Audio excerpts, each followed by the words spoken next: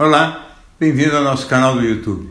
Hoje eu vou falar um pouco sobre o comportamento das pessoas quando em grupos pequenos e mesmo em grandes grupos, mas principalmente nos grupos pequenos, grupos que envolvam 10, 15, 20, 30 pessoas, 50 pessoas, são grupos menores e é onde a gente realmente percebe algumas coisas muito curiosas. Uma delas é que as pessoas em grupo, elas se diluem, elas se mostram com comportamentos muito diferentes daqueles que elas têm individualmente.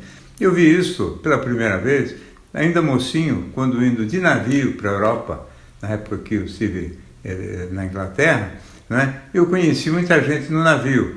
E gente no navio sempre tem um grupo que fica meio amigo, que fica muito cordial, que fica meio democrático, todo mundo tem acesso à comida, todo mundo tem acesso à piscina, todo mundo vive de um jeito muito parecido, e aquilo cria uma atmosfera muito aconchegante, muito íntima. Não sei se o fato de ter muito mar em volta também deixa todo mundo meio inseguro, então as pessoas se agrupam mais, etc. Algumas dessas pessoas eu tive a oportunidade de reencontrar depois, na vida normal, nas suas casas, com o seu dia a dia. E eram pessoas completamente diferentes. Neste caso, para pior. Quer dizer, chatas, ranzinhas, reclamentas, coisas que não apareciam de jeito nenhum no navio. Então aí eu aprendi que aquela frase do Ortega y Gasset, que diz que o homem é ele e a sua circunstância, é muito importante mesmo. A circunstância do navio cria uma atmosfera cordial que nem sempre o dia a dia fornece. Outra experiência que eu tive também foi trabalhando no futebol, né? Trabalhei durante 2 anos no Corinthians, na época da democracia corintiana, e ali eu vi também o quanto você, criando um ambiente de coesão, um ambiente cordial, né? Você pode fazer com que as pequenas tensões ou rivalidades que existem entre as pessoas se arrefeçam, diminuam e principalmente quando existe uma liderança consistente, que pode ser do treinador, pode ser do dirigente, pode ser de algum atleta fora de série, pode ser um pouco de cada um, mas criando uma atmosfera cooperativa mais do que competitiva internamente, isso transforma o grupo num grupo de muito mais competência competitiva para o lado de fora.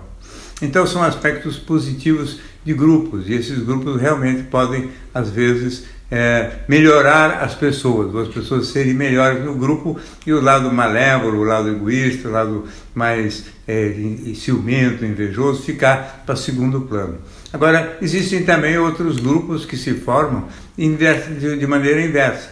No próprio futebol, alguns grupos de torcedores muitas vezes se juntam para fazer guerra, né? Se juntam como vândalos para brigar contra outros grupos de torcedores do grupo, do time oponente, e às vezes fazendo isso inclusive fora e antes do jogo, fora do estádio, criando um clima de hostilidade, de uma raiva, um rancor e de uma coisa destrutiva que talvez individualmente cada uma daquelas pessoas não teria. É a ideia do grupo e aquela união do grupo que parece que cria uma despersonalização, um esfacelamento do sentimento moral de cada uma das pessoas, e fica todo mundo com o sentimento moral próprio do líder. E se o líder for um líder que gosta de briga, que gosta de encrenca, é isso que vai acabar acontecendo, né? Num caso, por exemplo, recente desse estupro coletivo no Rio de Janeiro, né? De repente um grupo de moços, talvez já não muito bem formados moralmente, talvez já não muito consistentes nos seus valores pessoais, talvez ainda sob o efeito de drogas, e com uma liderança também drogada ou até de traficante mesmo, não é? Ele propõe uma atividade de estupro coletivo, as pessoas cedem e topam isso. Talvez muitas desses rapazes individualmente não fariam isso, né? Mas criado o clima, criada a atmosfera, as pessoas parecem que perdem, volto a dizer, a sua identidade e vão atrás daquela chefia, fazendo acontecer exatamente a vontade daquela liderança cujo princípio moral então passa a ser o único que está regendo o comportamento de todo mundo, né? Isso acontece para o mal, isso acontece para o bem em certos contextos também, como eu já falei, e às vezes até de uma forma mais radical ainda, nas guerras, né? Você imaginar o que é uma guerra?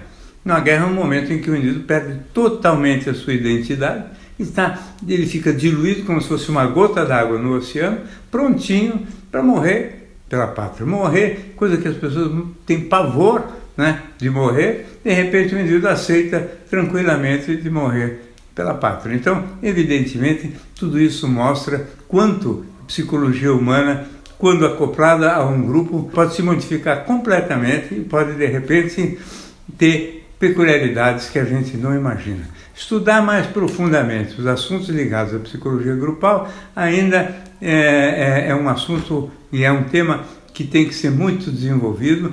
Ainda se sabe muito menos do que, pelo menos eu gostaria, sobre o comportamento das pessoas em grupo. E certamente é um dos assuntos que mais pode contribuir para a gente entender um pouco mais de psicologia em sociedade e da vida do homem em sociedade. Muito bem, essa é mais uma participação nossa aqui no canal do YouTube. Se você gosta, inscreva-se, quase toda semana temos novidade por aqui. Até a próxima.